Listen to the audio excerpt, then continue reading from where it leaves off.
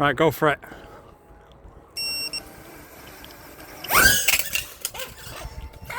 Disarm!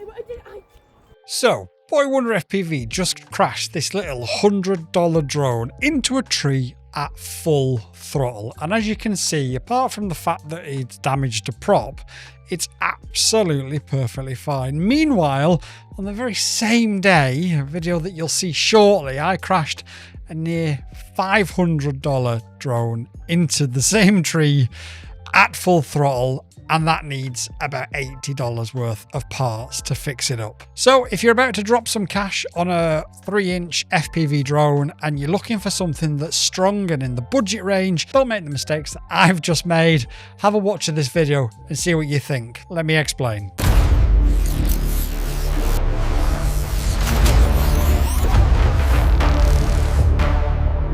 We're diving deep into the budget end of 3-inch drones today, and I am honestly genuinely shocked how much you can get for a little over $100 these days. We're talking a Freestyle Ripper that weighs less than a GoPro, for God's sake. It'll fly for around about 5 minutes on aggressive packs and keeps up about 80% with the premium models, but costs a lot less. But there is a catch. And by the end of this video, you'll know whether or not this drone is for you and whether those catches are something that's going to put you off buying this or drive you more towards it. Do stick around, because later on in the video, I'm going to show you one modification that turns this thing from good to incredible. So right out of the box, you're getting everything that you need except the actual FPV system. No camera or VTX. This is a bring your own setup, which honestly, at this price point, I probably prefer, because you can make it a little bit cheaper than you can if it's all together. Now in the box, you get a couple of battery straps that'll help you. One's 15 centimeters, one's 20 centimeters, and that'll help you with different battery sizes. We are going to try a lithium ion on this when it eventually arrives from Rate as well. You've got different mounting hardware, so you can put any FPV system in it that you want. It'll fit an 03, an 04, an 04 Lite, a Vista, HD0, Walk Snail, you name it. There is something in there to fit it all. Now, the weight of it is around about 135 grams, completely empty, completely bare if you like. Once you add in your 04 Pro, it takes it to about 175 grams roughly. Legitimately impressively lightweight. When you're talking similar models are sort of 7, 8, 9 grams heavier at this weight, that's a whole lot of extra performance and flight time that you're getting. But that weight saving does come with a design choice that had me questioning myself on more than one occasion when I was putting this thing together, but more on that in a second. One thing that you won't get in the box, you get all the screws, you get all the adapters, everything you need. One thing you don't get is any sort of English manual, and a lot of the bags are all labelled in Chinese as well, which does mean that you are likely to be watching videos and pausing them on YouTube. We are going to have a build guide for you guys coming up in the next few days as well, just to help you out if you are interested in buying this. It's not difficult, but it's not as straightforward as it could have been. Now, here's something that really does annoy me about these Rate drones. This is the second one I've owned, and it's the second time I'm raising this issue. Excuse me while I take off all the rubbish from Boy Wonder. The idea is that you just lift this up and then just sort of flip it open like a door. And I've just snapped it. And that's the problem. So whilst that's the idea, that you just lift it over the screw at the back, that's the problem. I didn't actually mean to do that, but then it's showing you. So they're a great idea, but they're a real pain in the arse. As you can see on this one, I took this side off because I just cannot be bothered with it. And now I've taken this side off and we've saved weight. So we're winning. The thing is, they do actually work, because you can sort of see, well, you really can't see it, but they do work. But if you're somebody that's never going to change it, you're just going to sort of set it and forget it and then put them back on and then leave it. The best way to do it is just loosen this top plate a little bit, and it just gives you a little bit of play just to lift it off. Set it, forget it, and then you're fine. But if you're somebody like me who's constantly opening it either for videos or to change tunes or do whatever, take them off. They're a real pain. A real pain. So at the back, you've got antenna mounts. You've got obviously a couple for the 04 Pro, and then you've got a single one, whether you're running an 04 Lite, HD0, Cadex Vista or whatever. You've got 3, and they're all if you look, they've got a slit in them, so you don't have to take everything out. You just slide them in and away you go. It's a really simple, straightforward process. You've got your ELRS here as well. Now this does come with double-sided sticky tape. I don't know if it's still stuck down after that crash. Yeah, it is still stuck down on that double-sided sticky tape. So just stick it wherever.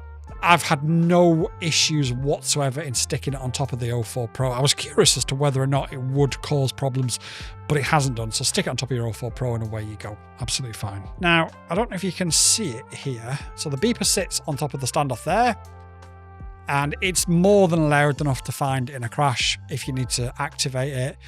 You don't have anything to do, but obviously when you take that top plate off, it's screwed in. There's a hole in the TPU and it just screws in there.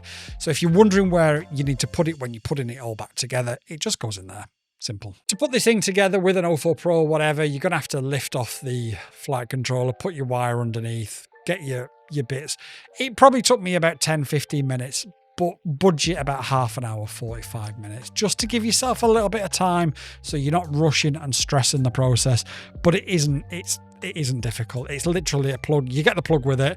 That's got to go underneath as well. Your 04 cable goes underneath. Then you put your flight controller back in, and then obviously you just screw your 04 underneath there to fix it. Put your the right gummies in here for the 04 Pro camera, and you're done. Simple as that. So Betaflight should come pre-configured, but I had an issue with mine. Mine didn't come pre-configured at all. So I've had to add my own tune to it. The other issue I had, it was set to 24 kilohertz on the ESCs as well, which means you're going to get all shaky and vibration-y footage, and it's not very nice whatsoever. If you have that problem, go to our Rate L40 video.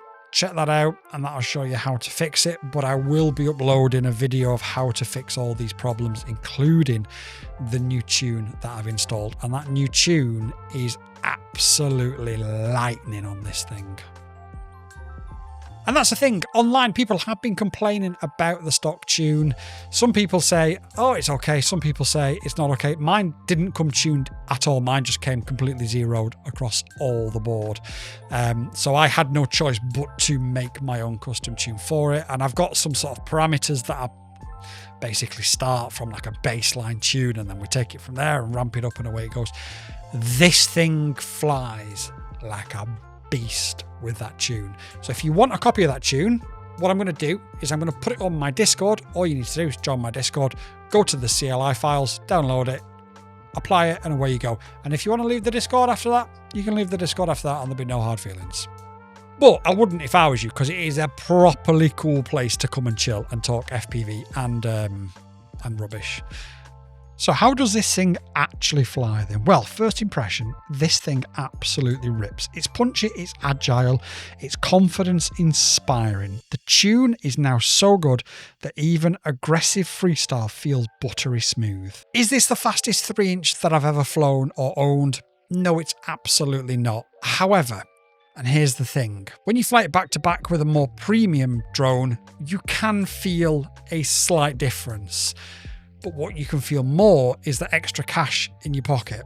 And I'm talking, this has probably got about 85 to 90% of the performance of something like the DeepSpace Seeker3. Now, the DeepSpace Seeker3 is absolutely goated. There is no question about it. It is by far and away the best 3-inch you can buy. End of story. However, this is about 85 to 90% of that, and it's about $100. Add in your 04 Pro.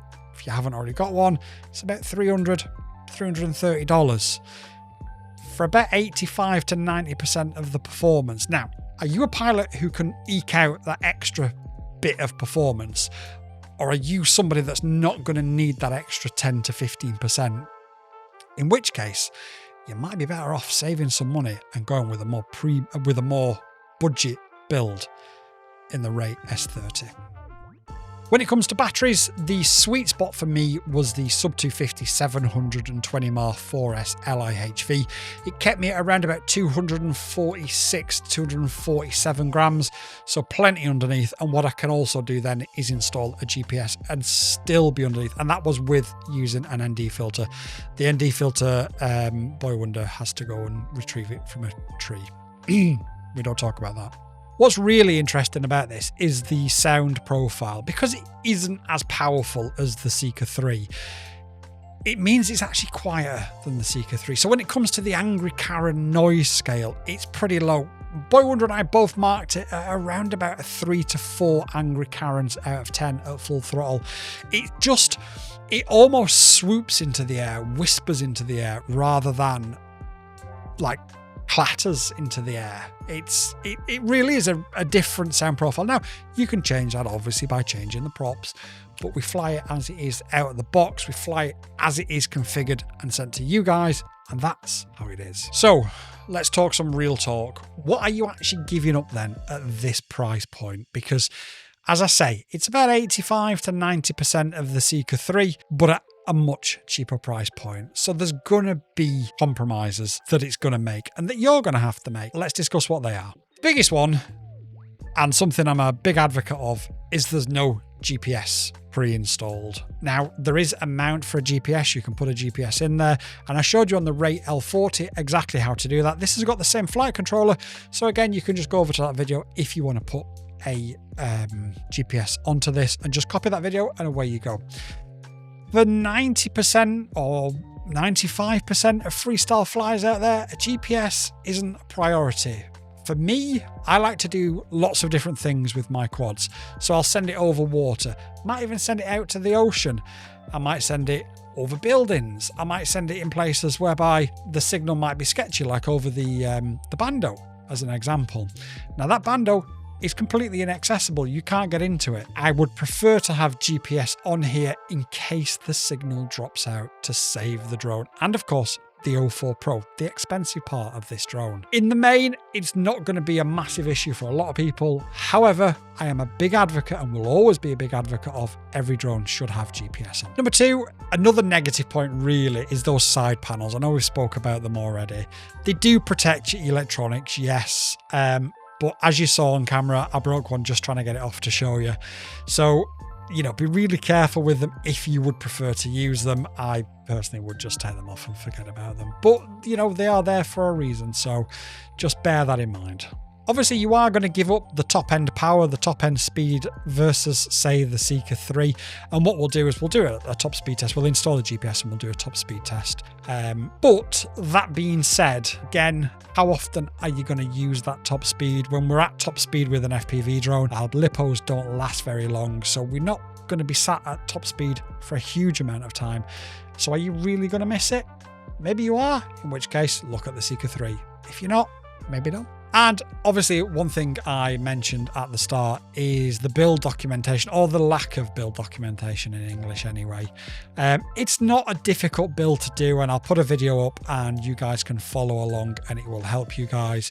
But that all said, it is a bit of a pain. So just bear that in mind. If you're a bit of an inexperienced builder, you might just want to hold off and wait for the video just to follow along, but that'll be out in the next few days. So then, what is the final verdict on the Rate S30? Should you buy it or should you not? And I think it comes down, as always, to a few different things. If you're someone who's experienced at building and putting these things together, because there isn't an option to receive it with an 04 Pro. So if you're somebody that's experienced at building these sorts of things and doesn't need that documentation or a video or whatever, then absolutely go for it. If you value efficiency over pure raw top-end performance, this is also something to look at. This got on average about 30 seconds per lipo more flight time than the Seeker3. The Seeker3 is something that I do complain about from an efficiency point of view, but you do trade that off with pure brutal raw power. Or if you want something that's lightweight, nimble and freestyleable, as well as being cinematic. And of course, if you're on a budget and you don't want to sacrifice performance, this is also something else to consider as well. And I'd avoid this if you need detailed instructions, although like I say, we will have a video out there. So, but if you do need detailed instructions, this might be one that you might struggle with. If you want GPS features out of the box, this is not going to be one for you either. Again, the DeepSpace Seeker3 does have that. If you need maximum power over efficiency, again, this is not the one. This is more efficient than powerful. And of course, if you want something that's ready out of the box to just bind and fly without having to mess, then again, this is not going to be the one for you. If you found this video helpful to make a decision, be it for the RATE S30 Pro or the DeepSpace Seeker3, please do give us a like down below. Subscribe for more honest and genuine FPV content where I tell you the real pros and cons of every one of these new drones, controllers or whatever without just hyping them up for the sake of it. Drop a comment down below if you're considering a new build, what your budget is, and let's see where that budget can take you. Until next time, fly safe and keep those props spinning in one piece. Peace out. YouTube and I have had a chat and we believe that this is the video that you'll like the most, so watch it and let me know if they're right.